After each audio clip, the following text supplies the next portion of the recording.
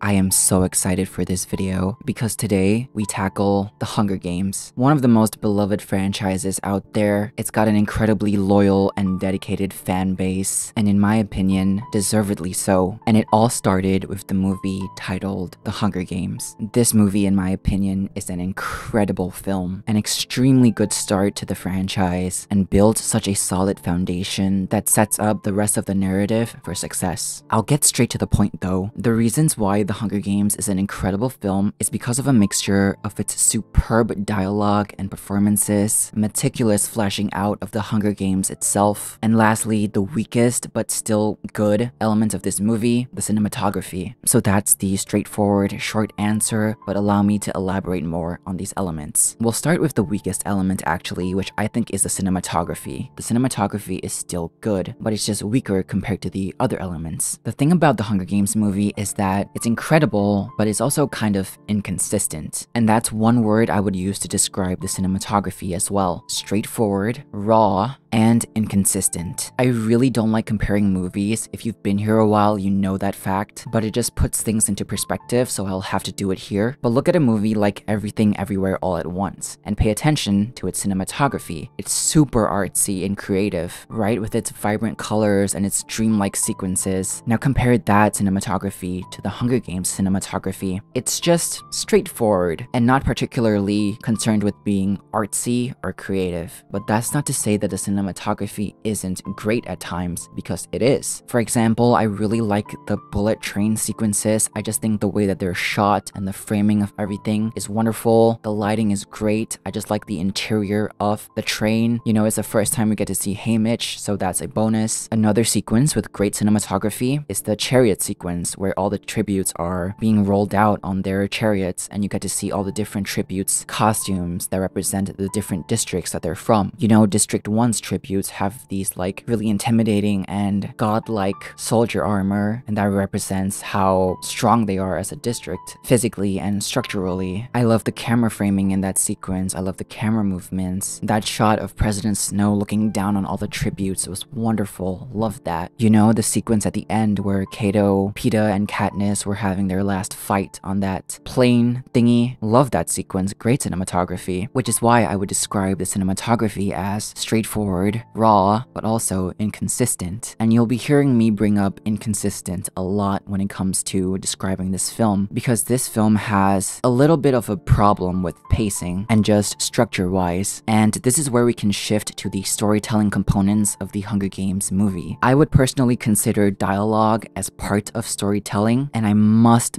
applaud this film for having incredible dialogue. I don't think there is a single bad line in this film. The dialogue is so good at giving the characters characterization, providing context for the sequences, showing characters' internal thoughts and motivations, expanding the world and the history of the Hunger Games. The dialogue is incredible and is a standout element of the storytelling component. And what makes it even better is that the cast of this film absolutely nail it out of the park with their performances. I love everyone in this film when it comes to their performances, and once again, that's partially because the dialogue is so great, so they have a lot of good stuff to work with. So naturally that just enhances the performances, but the performances themselves also enhance the dialogue, so it's a really good synergy there. You know, Jennifer Lawrence as Katniss Everdeen is so stoic and strong while also having this like sensitive side to her, and you feel like she really is the underdog of this story, but also very headstrong. So I love the way she plays Katniss. Josh Hutcherson as Peeta Mellark,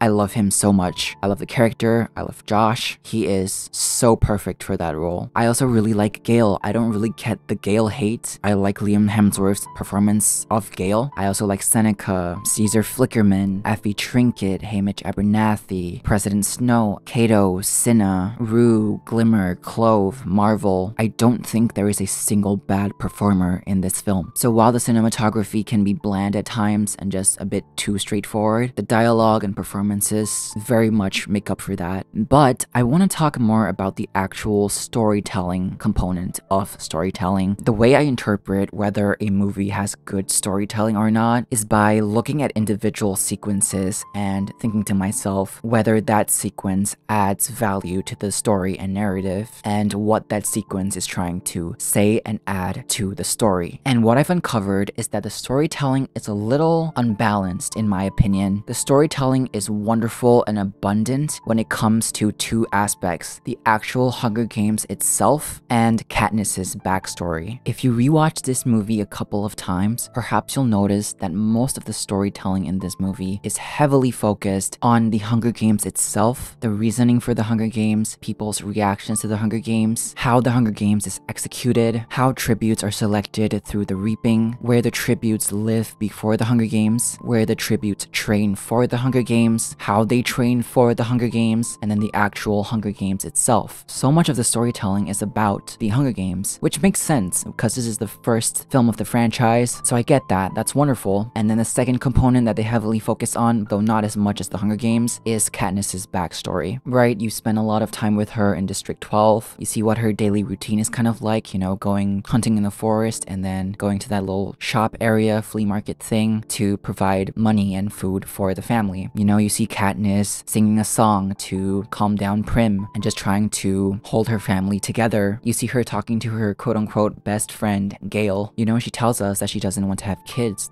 We're getting more of her internal thoughts there. And then of course the rest of the movie you follow Katniss. And so what's happening here is that most of the storytelling focuses on those two elements. And so naturally, because of that narrow focus, other components don't get focused as much. They build up the Hunger Games a lot. They tell us so many things regarding the Hunger Games itself, but at the same time, I feel like there wasn't actual real world building that was happening in the story. Because besides District 12 and the Capitol and the Hunger Games arena, we don't really see the rest of Pan Am, except during that riot scene where we see a little bit of the other districts. And once again, I understand that choice because this is the first film in the franchise, so you would want to focus on the main character and the Hunger Games itself. But also at the same time, this is a 2-hour, 22 minutes movie, and I feel like they could have given a few more scenes of just the other districts and just other parts of Pan Am so that there's actual more world building in the first movie. The movie kind of fleshes out the world through the Hunger Games, but it doesn't really flesh out the world itself, if that makes sense. The world is kind of centered around the Hunger Games, so this movie just focuses on the Hunger Games itself, but kind of forgets the rest of the world. That's not necessarily a critique, that's more so just an observation after watching this film many times. And that can be why the film feels so inconsistent in terms of pacing sometimes. Sometimes it feels like there's too much emphasis on Katniss, there's too much emphasis on the Hunger Games. Like for example, that scene early on in the movie with Katniss and Gale when they're in the forest hunting for animals. They have this very quick exchange that is interrupted by one of the Capitol's helicopter things. I think that's a prime example of this movie not necessarily allowing enough time for the audience to actually breathe in the world of Pan Am. Instead, they just kind of shove you into the Hunger Games, which is done really well. Like, it's awesome, but also like after you've watched this a couple of times, you do wish that Pan Am itself was expanded on. I really don't want to seem like I'm complaining, but I'm just trying to share with you from a storytelling perspective. That's why perhaps sometimes this movie can feel like a drag. One more thing regarding the potentially slow pacing that you might feel when watching this movie is, no offense, because of Primrose and Katniss's mother. It is a little bit unfortunate that Primrose and Katniss's mother are focused on so much in the start of the film. I mean, it makes sense, but retrospectively, from a storytelling and pacing perspective, it's kind of unfortunate because these two characters are quiet and don't have much characterization to them. Because as I mentioned, this film really wants to get you into the Hunger Games itself. So unfortunately, characters like Primrose, Katniss's mother, and a little bit of Gale are kind of pushed to the side. But even when they're not pushed to the side, Primrose and Katniss's mother are very quiet characters with not that much characterization. The film does not give them much personality or dialogue. And so people may experience a sluggish feeling throughout the first maybe 15 minutes of the movie. But once Peeta and Katniss are selected as tributes, that's when the movie really gets the ball going. So just to summarize, The Hunger Games is an incredible movie with inconsistent pacing and storytelling, but superb dialogue and performances, and acceptable cinematography, sound design, and editing. The storytelling, while inconsistent, is never bad and is great at times. It's a wonderful start to the franchise, and I'm so excited to cover the rest of the Hunger Games movies with you guys on this channel. I hope you'll love this mini-series of me covering the Hunger Games movies, and yeah, I'm really excited for the next film, Catching Fire, which, spoiler alert, is the best movie of the franchise, so